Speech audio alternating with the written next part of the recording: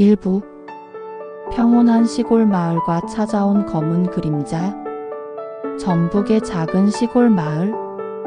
산자락을 끼고 흐르는 강줄기 따라 꽃이 피고 지는 그곳에 참깨 할아버지로 불리는 이춘복 할아버지가 살고 있었다. 할아버지는 평생 농사만 지었다. 참깨, 들깨, 콩, 고추 손끝에서 기적처럼 작물이 자랐다. 손주 같은 마을 아이들이 할아버지를 너무도 잘 따랐고 그도 누구보다 순박한 사람이었다. 그러던 어느 날 마을에 말쑥한 정장을 입은 젊은 남자 이대성이 찾아왔다. 할아버지, 요즘 도시에서는 참기름이 금값이에요. 저희가 유통 도와드리면 수입이 지금보다 5배는 될걸요? 할아버지는 처음엔 거절했다. 하지만 대성은 하루가 멀다 하고 찾아와 자신의 가족 사진도 보여주고 도움받은 노인 이야기를 들려주며 신뢰를 쌓았다. 결국 참깨밭과 가게 운영권을 넘기며 할아버지는 전 재산을 공동 투자 형태로 맡기게 된다. 며칠 후 대성은 사라졌다.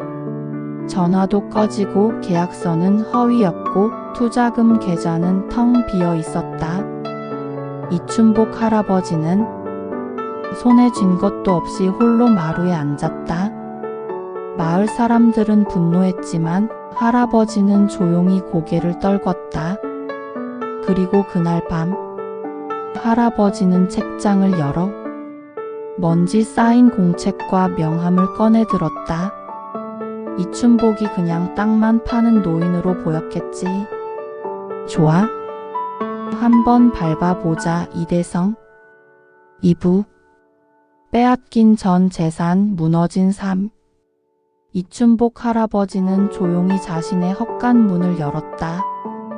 그 안엔 낡은 공구함, 오래된 책들, 그리고 세무법 개론, 민사소송 실무, 사기 범죄 유형별 대응법 같은 책들이 차곡히 쌓여 있었다. 할아버지는 젊은 시절 서울에서 세무사 자격증을 땄던 인재였다. 하지만 가족의 병환과 부모님 농장을 잇기 위해 고향으로 내려온 이후로 법과 돈과는 거리를 두고 살았다. 하지만 이제는 다르다. 모든 걸 잃은 지금 이춘복이라는 이름은 더 이상 조용히 묻히지 않는다. 그는 우선 대성이 남긴 명함 속 주소지를 추적했다. 서울 강남. 겉으론 투자회사지만 실제론 껍데기뿐인 유령 법인. 법인 명의의 통장은 이곳저곳 세탁되며 도박장, 가상화폐 계좌 등으로 흘러들어가 있었다.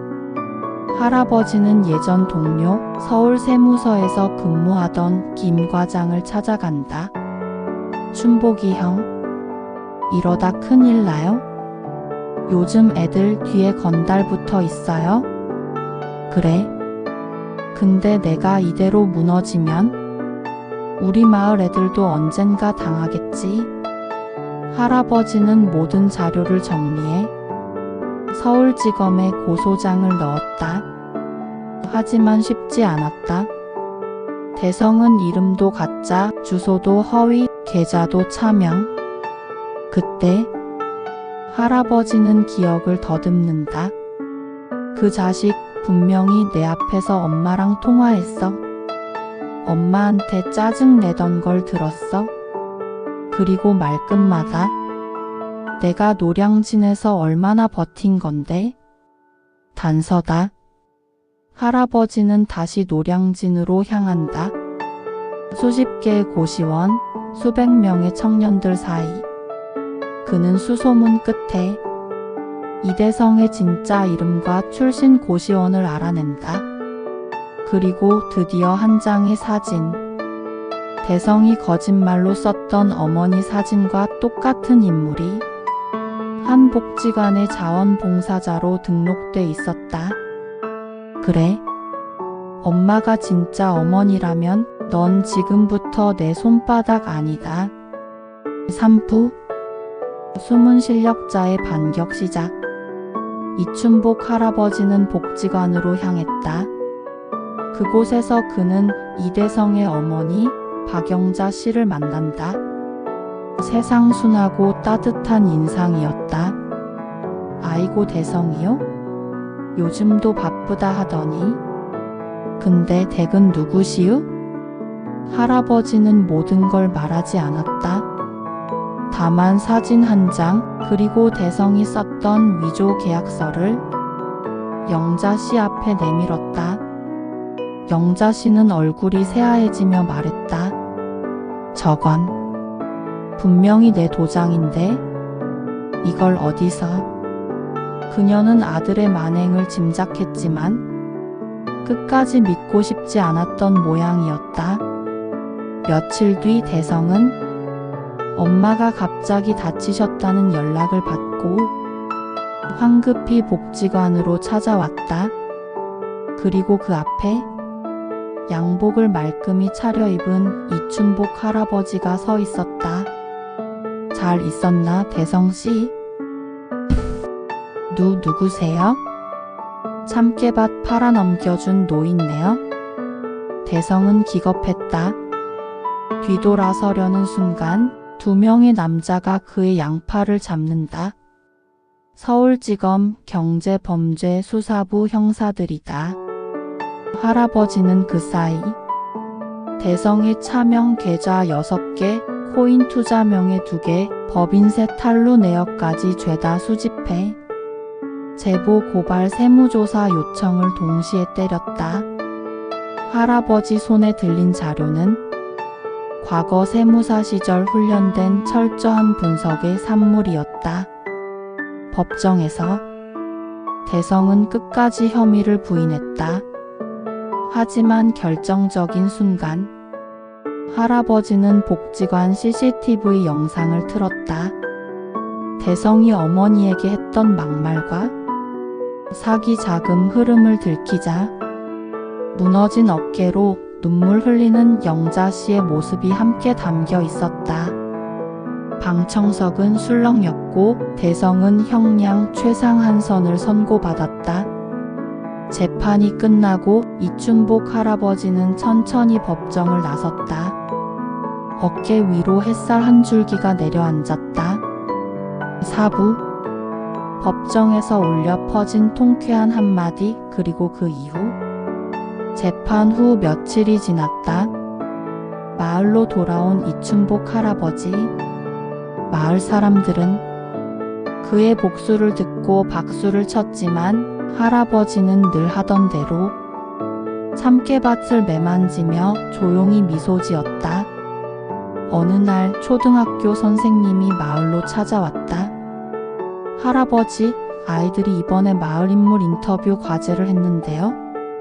전교생 절반이 할아버지 이야기만 썼어요. 할아버지는 멋쩍게 웃으며 말했다. 뭘 그런 걸? 난 그냥 속은 것 좀 갚은 것 뿐이요. 하지만 선생님은 책자 하나를 펼쳐 보여줬다. 이춘복 할아버지는 사기를 당해도 포기하지 않고 나쁜 사람을 법으로 혼내줬어요. 저도 나중에 누가 잘못하면 도망치지 않고 정면으로 싸울 거예요. 4학년 지웃음. 할아버지의 눈가가 붉어졌다. 그의 복수가 단지 돈의 문제가 아닌 정의와 지혜의 유산이 되었다는 사실이 그를 울컥하게 만들었다.